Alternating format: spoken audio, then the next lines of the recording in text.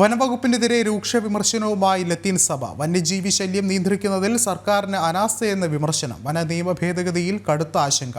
ജനങ്ങളെ എങ്ങനെ കഷ്ടപ്പെടുത്താം എന്നാണ് സർക്കാർ ആലോചനയെന്നും ഡോക്ടർ ബിഷപ്പ് വർഗീസ് ചക്കാലക്കൽ പറഞ്ഞു. ഞങ്ങൾ ലത്തീൻ കത്തോലിക്കർ മാത്രമല്ല, മറ്റു ക്രൈസ്തവരെ കൊണ്ടല്ലോ, അവരോടൊക്കെ ചോദിച്ച് ചിന്തിച്ച് എന്തെങ്കിലും തീരുമാനത്തിലേക്ക് എത്തേണ്ടി വരും. പക്ഷെ ഇവിടെ ഒരു കാര്യം ഞങ്ങൾ കാണുന്നത് വളരെ പോസിറ്റീവായിട്ട്, ഈ കമ്മീഷനെ നിയമിച്ചത് ഗവൺമെന്റാണ്. അപ്പൊ ഗവൺമെന്റിന് എന്തെങ്കിലും കാര്യങ്ങൾ ക്രൈസ്തവർക്ക് ചെയ്യണമെന്ന് ആഗ്രഹമുണ്ടെന്നാണ് അതിന്റെ അർത്ഥം. അതുകൊണ്ടാണല്ലോ കമ്മീഷനെ വെച്ചത്.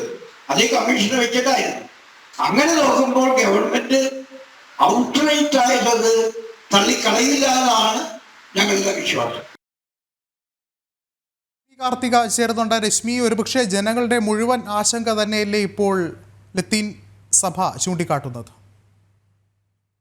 വാർത്താ സമ്മേളനത്തിലാണ് ലത്തീൻ സഭ സർക്കാരിനെതിരെ അതിരൂക്ഷമായ വിമർശനം ഉന്നയിച്ചത്. വന്യജീവി ശല്യം പരിഹരിക്കുന്നതിൽ സർക്കാരിന്റെ ഭാഗത്തു നിന്നുണ്ടാകുന്നത് ഗുരുതര അനാസ്ഥയാണെന്നായിരുന്നു കുറ്റപ്പെടുത്തൽ. ജനങ്ങളെ എങ്ങനെ കഷ്ടപ്പെടുത്താമെന്നാണ് സർക്കാർ ആലോചനയെന്നും Kerala regional Latin Catholic council president doctor Varghese Chakkalakkal പറഞ്ഞു.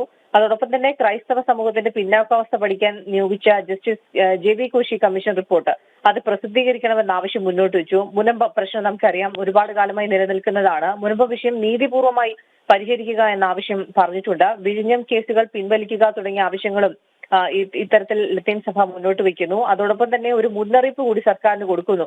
ഈ വളരെ പ്രധാനപ്പെട്ട ആവശ്യങ്ങൾ, ഈ ആവശ്യങ്ങൾ പരിഗണിക്കുന്നതനുസരിച്ചായിരിക്കും തദ്ദേശ തെരഞ്ഞെടുപ്പിലെ ലത്തീൻ സഭയുടെ നിലപാടെന്നും സഭ സർക്കാരിന് മുന്നറിയിപ്പ് നൽകിയിട്ടുണ്ട്. വിഷ്ണു. ശരി, രശ്മിയാണ് വിവരങ്ങൾ നൽകിയത്.